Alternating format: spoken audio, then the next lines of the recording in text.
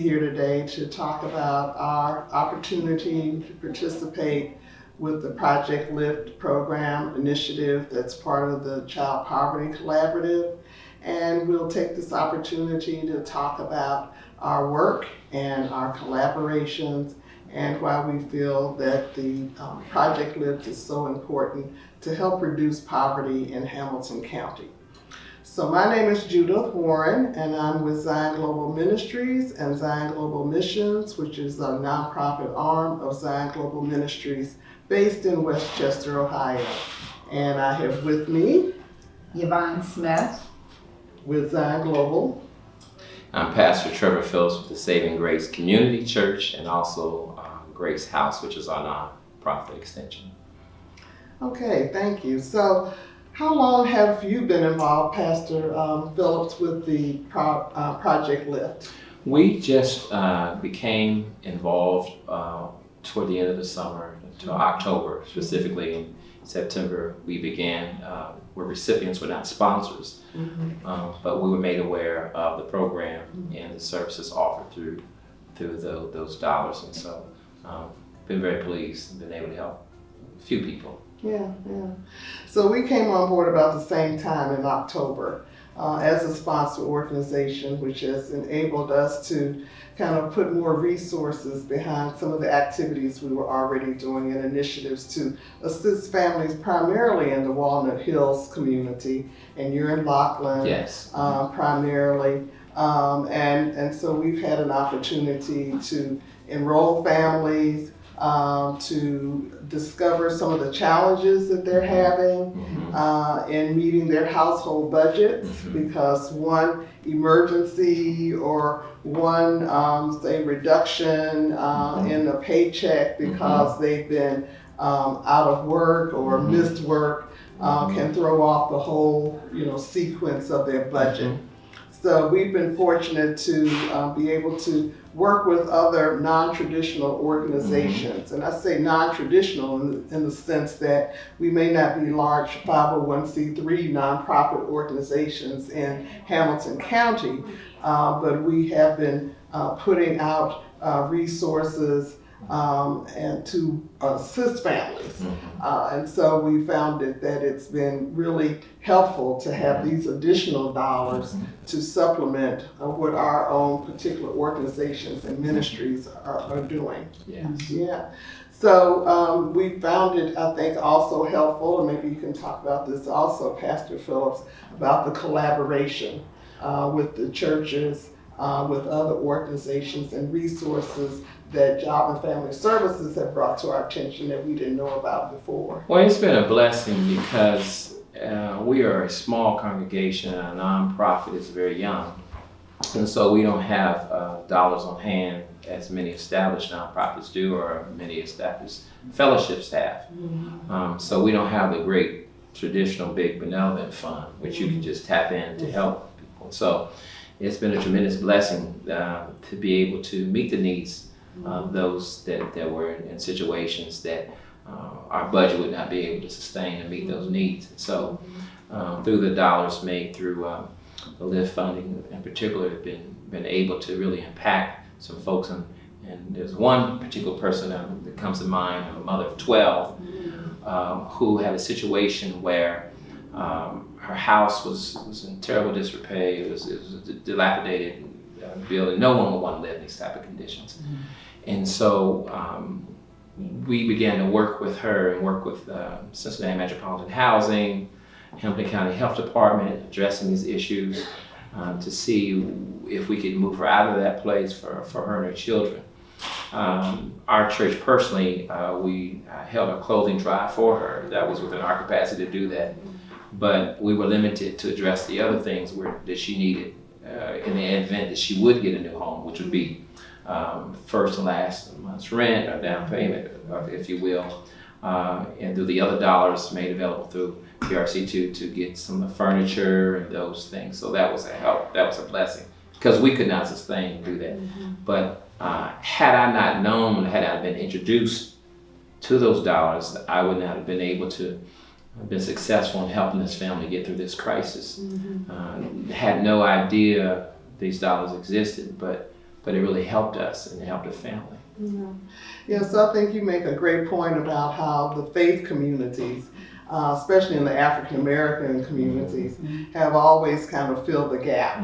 Yes. Whether it's been a clothing drive or a food drive to help school supplies, to help meet the needs of families for out-of-pocket expenses that they are not able to manage, because they do have, just like every other household, fixed expenses. Yes. You gotta pay your rent, your utilities, car insurance, car repairs that can really,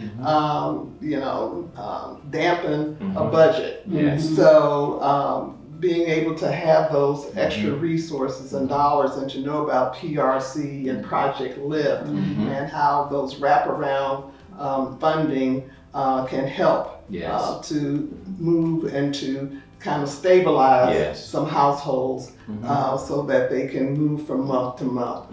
So Yvonne, tell us about what's been going on at Zion Global.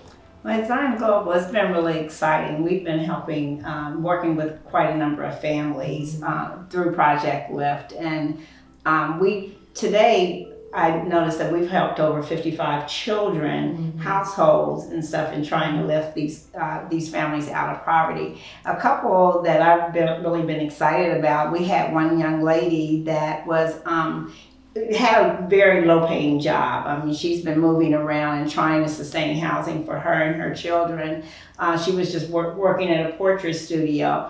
But through Zion Global Ministries, which we're also involved in a program with Amazon, which is Project Lift, a gig shuttle, where we provide transportation to employees at Amazon to get them back and forth to work. Well, this young lady, we were able to meet her needs through Project Lift and paying her rent, because she had to move from one apartment to another.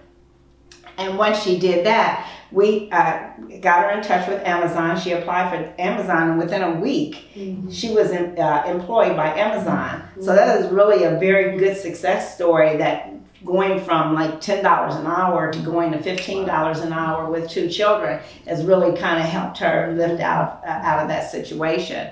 Also with that, we were able to have her work with PRC and some of the other needs that she had and stuff, as far as bedding and everything. A young man that we also worked with was really exciting. He had lost his job because he was working in a chemical company, and unfortunately he was getting sick. The chemical company let him go, so right now he's only working part-time. He came to us, we were able to help him with his rent, but we are also able now to introduce him to other services maybe that will help him in his situation to get a job, because he has experience, but the experience and the barriers that he has to get full-time employment with some of the other resources that we're familiar with, that hopefully that will work out for that young man also. So we've had some really good success stories, and people who are very grateful in this program, because they have been reaching out to other agencies. And unfortunately, there's a lot of agencies out there that this time of year are out of funds. And so through Project Lift and PRC, we've really been able to help lift them out of that situation and that immediate need. That's great. So it's really collaboration.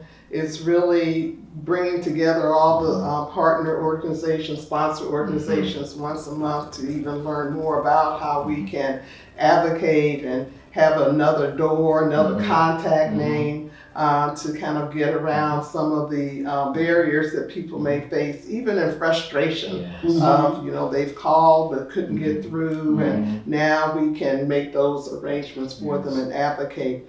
So we're very hopeful. I think we're very hopeful and excited about this, and look forward to continuing to hopefully stay in touch with the clients to build on the success, the initial success that they're having with this, so that we can say a year from now they have fulfilled, their goals that we set with them, and that they will be improving the lives for themselves and for their families. And that's the beauty of following and tracking for a year, because it's an understanding that we're not going to be so overwhelmed to why you are there, why you have the need, but starting point is kind of a new beginning. We're kind of saying this is your new beginning, and from this point, we want to establish some things that are going to help you become self-sufficient and not relying on anybody, but through your own hard work. And should you need resources, they'll be there available. And that's what I really love about PRC and LIFT